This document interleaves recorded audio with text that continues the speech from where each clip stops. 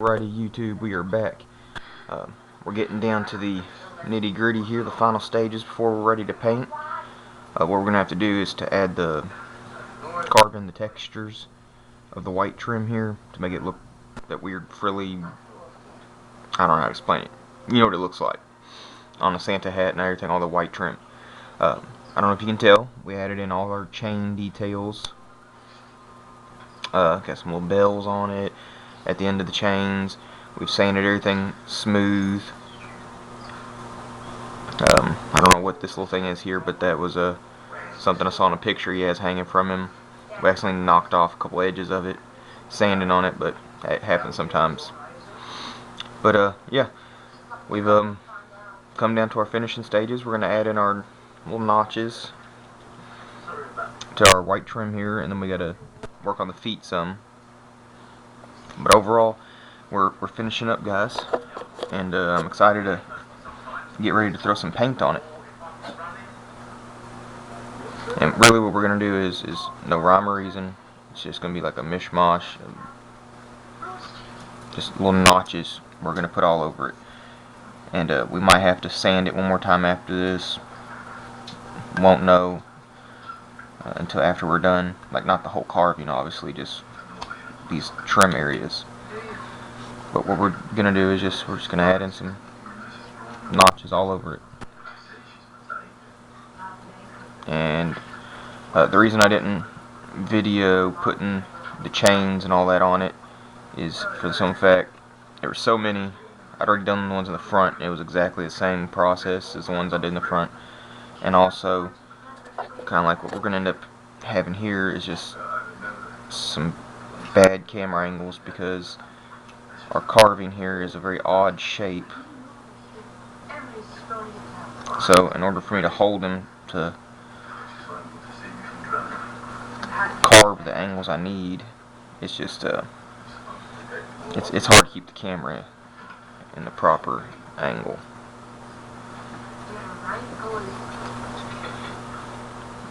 And as you can see, it's going to be very tedious. So how many of these I show you that I do, I don't know, because we got what, 2 arms, the hood, and then the entire base trim.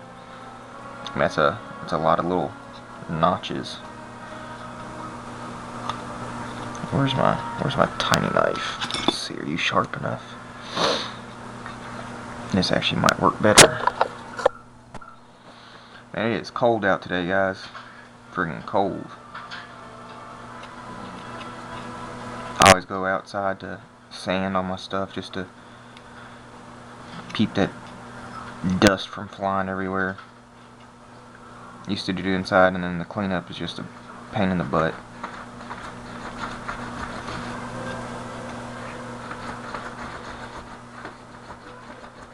But yeah, although we had to, I guess you'd call cut corners, I don't know. We had to do specific things to get the overall silhouette shape that I don't particularly care to do, and I've never done before up until this, by adding the extra wood on the back of him. Even though I normally don't like doing that, I think it is really added to the overall carving, because it was much needed to give it the look that we had to have. And I mean, it looks really cool. It looks good. So can't argue with that, I guess. Hush. And there goes the dog making his cameo for the day. We were doing well for a little while there with him not making too much noise. I give him one of those, I think it's called a bento ball. I'm not sure if that's the correct name for it. But you put a treat inside of it, and then he has to figure out how to get the treat out of it. Kind of like a Kong, but it's a little rubber ball.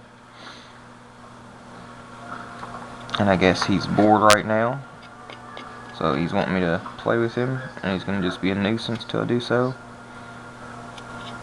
Which just ain't going to happen. I'm busy.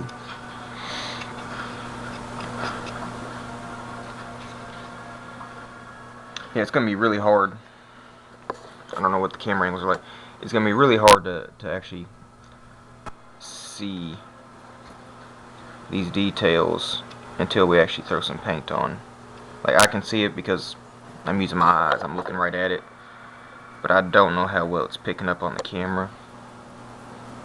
But we're close to painting it, so if y'all can't really pick up on it too well on the camera right now, you will shortly when we go to paint.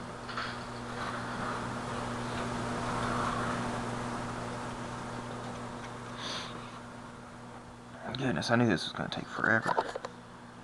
Putting these little notches in everywhere, man. Yeah, this is one of the more fun parts though, is doing little notches like this, is because there's no set guideline on how to do it. Just have fun and just keep them different. Don't put them all in the same direction. Just put some angles, some others, some deep, some shallow. Just have fun with it.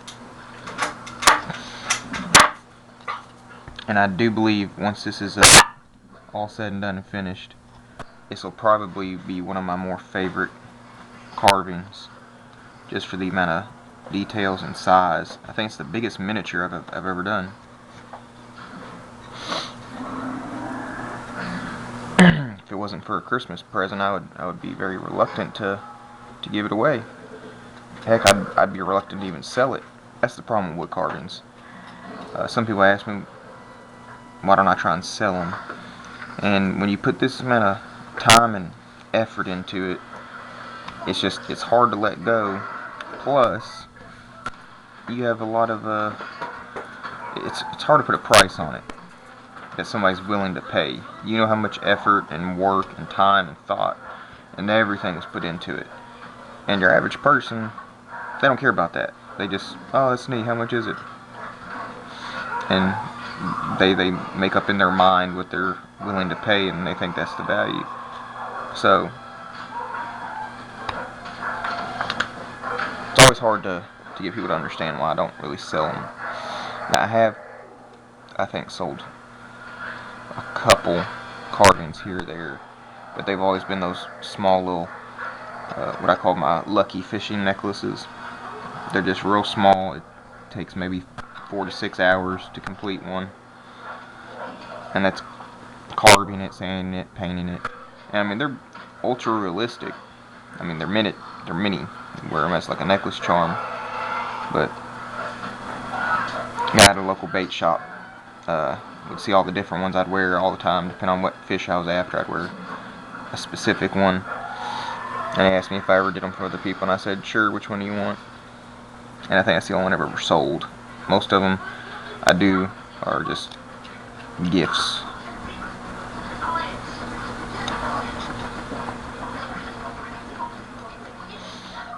I said, I think making money on something like this is nice, but say you get into it as like a profession, like you really rely on the income from it, then it really takes some of the enjoyment and fun out of it, I would say. And like something like this, like I can't mass produce these. Copyright and licensing issues, like maybe get by with doing one, so then other people are left out. I mean, I don't know how many I could do to satisfy people and not have some sort of copyright infringement. You know what I mean? So then just morally you'd feel like, I wish I could do more for people, but you can't. So that's why I thought it would be neat to use some of the leftover blanks to give out to people and let them try their hand at it. Because once you get the rough form, that blank I'm talking about, and if you have that template, I mean, there's no reason why anybody out there couldn't do one, regardless of the skill. I mean, there'll probably be a bit of a learning curve, just like anything. You're going to cut yourself. It's going to happen when you first start out. Just make sure your knife is sharp. And that sounds kind of ridiculous, because if I'm saying you're going to cut yourself, you obviously won't want a sharp blade, but you do, because most of the time when you cut yourself, it's because that blade's getting dull and it's dragging in that wood, and when it finally comes free, because you're forcing on it, that's when it ends up cutting you. Also, trying to make sure when you're holding it, that your hand isn't in the path of the blade. All the times I've cut myself is because I don't pay attention to the path of the blade, and when it comes cleanly through, because the knife is nice and sharp, but then my finger's right on the back side of that. But it'll hurt a little bit, it'll bleed quite a bit if you don't put direct pressure on it immediately. But I mean, it's kind of like a paper cut. Maybe a little worse than a paper cut, but they don't hurt bad. Put some direct pressure on it, like get you a band-aid immediately, wrap it around fairly tight, and not only will it stop the bleeding, but that pressure will get to quit hurting. Don't be afraid to cut yourself, guys, because it's going to happen.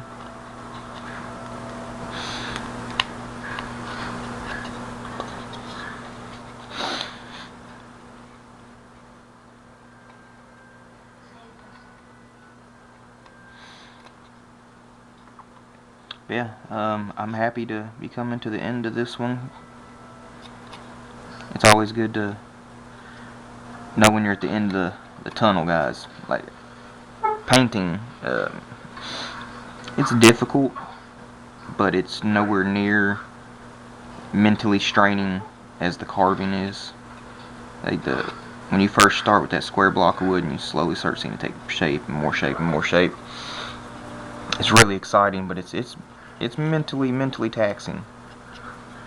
Trying to, if you're a perfectionist like I am, trying to get it to look exactly how you want it to look, especially in cases of doing it as like a gift, especially this being a Christmas present, and it's a Christmas character, I guess you could call him.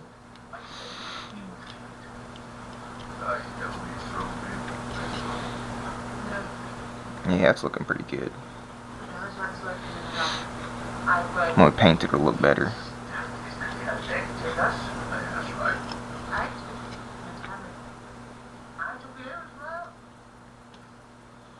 I said you ain't gotta do just regular notches. You can do like little squiggles.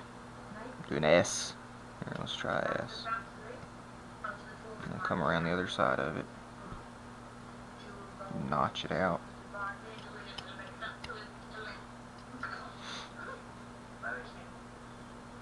Because like I said, I guess the best thing you compare it to is like one of those feather boas. Just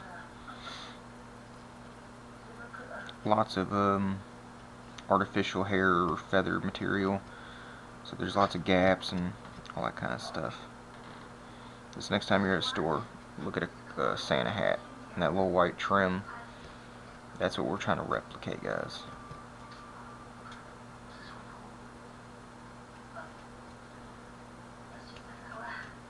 I said, hopefully the camera angles are good. I'm trying to make sure they are. But yeah, just for the simple fact, guys, that I have a feeling it's probably hard to pick up on the camera, and there's so much we got to do. After I finish this one, I'll go ahead and do the others, and then we'll come back, finish up the hooves together, and then we'll be ready to paint. Pretty excited to get some color on. You stare at this pale wood for so long, you're like, man, I can't wait to have a little bit of a contrast. Throw some shadows down, really get those elements we've put in it to pop.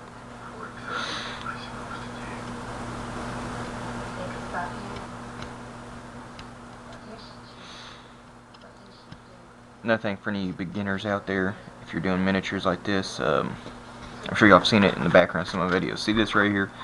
The Midwest Products Company carving knives for beginners. Don't get them. They're crap. I've had those for I don't know how many years now, for well over 10 years, and they are just garbage. Not only do they not hold an edge very well, but they come apart after a while because they're not pinned into the handles. The only reason I still have that is because I throw all my knife handles. I have separate ones for different blades and size blades and all that. And then my sharpening stone, I just throw in that little bag and keeps everything neat and orderly. I don't recommend nothing like that. Now, the type of handles I am using, I do recommend, because you can change out your blades really quick. You can get them at any craft store, Hobby Lobby, all that. Now the blades hold an edge fairly well. They won't for extended periods of time, no matter how well you are at sharpening. Like eventually they're just not as sharp. So you have to replace them periodically, but they're not expensive. Like my favorite blade is that skew chisel. I think I pay like $2.50 and I get like 10 blades in a little container. They come in little containers like this. I don't know if y'all can see that. Where's my lens? Come in little containers like that. You can get regular chisels, skew chisels, scalpel type blades. I mean, that's what's neat about these little knives is you can just unscrew it, take out the old blade, put a new blade in, tighten it back up, and boom. Where I've tried using my little pocket knives and stuff, and they're plenty sharp enough, but depending on the shape of your knife blade is what you can do, in my opinion. Like, I would never attempt something this detailed with just a pocket knife, no matter how sharp that knife is, or how many different little blades, because you can get those like trifold knives and all that. You don't care, you just can't get the same type. That's why the skew chisel one is my favorite, is because you have the pointed bit of it that you can cut easily, and then the tapered back end of it you can push cut easily, so you have a pull and a push. It's just it's a very universal little blade, guys. I said I use several different ones through all my carvings depending on what I'm trying to do, where I'm trying to do it, but overall that skew chisel is my go-to because it's just so versatile.